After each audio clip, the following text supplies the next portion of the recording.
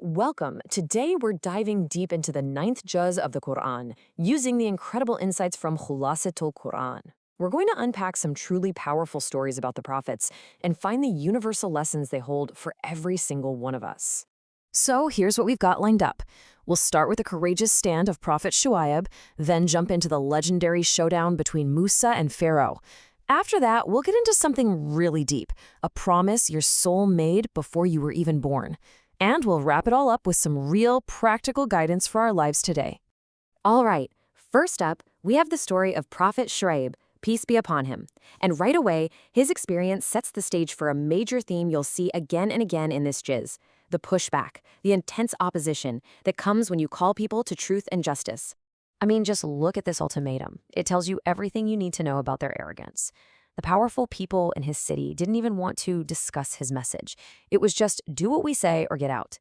It's a classic example of how power, when it feels threatened by truth, often responds with threats, not a real conversation. And that theme of confronting tyranny, well, it gets turned up to 11 in the central story of this juz, the incredible mission of Prophet Musa, peace be upon him. He was sent to face down one of the most famous tyrants in all of history, the Pharaoh of Egypt. Now, you can't just walk up to a ruler like Pharaoh empty-handed, right? So God gave Musa two unmistakable, undeniable miracles. His staff literally turned into a living, moving serpent. And when he pulled his hand from his cloak, it shone with this brilliant, heavenly light. These weren't just tricks. They were clear proof that he was on a divine mission. You'd think that would be enough, wouldn't you? But no. Pharaoh and his court just dug in their heels, clinging to their arrogance.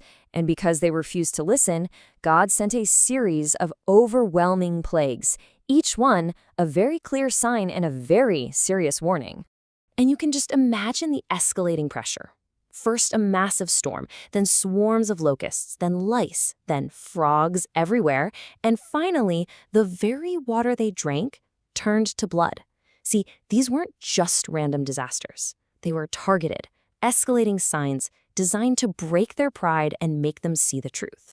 And this is where you start to see this really interesting and kind of frustrating pattern. Whenever things got really bad, they'd come running to Musa, begging him to ask God for help.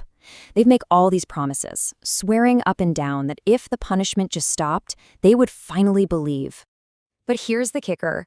The moment the punishment was lifted, every single time, they went right back to their old ways. It's such a powerful lesson, right? It shows the difference between a real change of heart and just making promises to get out of trouble.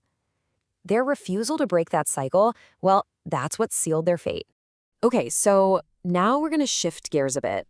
We're moving from these huge historical events to something deeply personal, something spiritual, that involves every single one of us. It's a pretty wild question to think about. What if I told you that your soul made a promise to God, a direct promise, long before you were ever born into this world? Well, that's exactly what this concept, the covenant of last, is all about. The Quran describes this moment before creation when God gathered all the souls of humanity, from the very first to the very last, and he took from them one single crucial testimony. Just think about that for a second. That simple exchange is absolutely mind-blowing. Every human soul, yours included, was there in that moment, answering that one fundamental question. And that yes, that testimony is imprinted on our very souls. It's like a spiritual homing beacon, that inner pull we all have towards our Creator. So we've got these epic stories of struggle and miracles, and we have this deep primordial promise. The big question is, what do we do with all of this? Well, this juz brings it all together with some really clear, practical advice for us today. One of the biggest takeaways is that the final message, the Quran, is absolutely universal. It's not just for a certain group of people or a certain place or certain time. Its wisdom and guidance are meant for every single person, no matter where you are or when you live. And to really absorb the mercy and guidance from this message, we're given a beautiful and simple code of conduct. When the Quran is being recited, we're told to do two things: listen with your full attention and stay silent. It's that focus that truly opens up the heart to its power. And that brings us full circle. We've seen stories of defiance, miracles, broken promises, and a covenant made by every soul. So the final question these stories leave us with is a personal one. In our own lives, with our own challenges, How are we honoring that ancient promise that, yes, we once gave?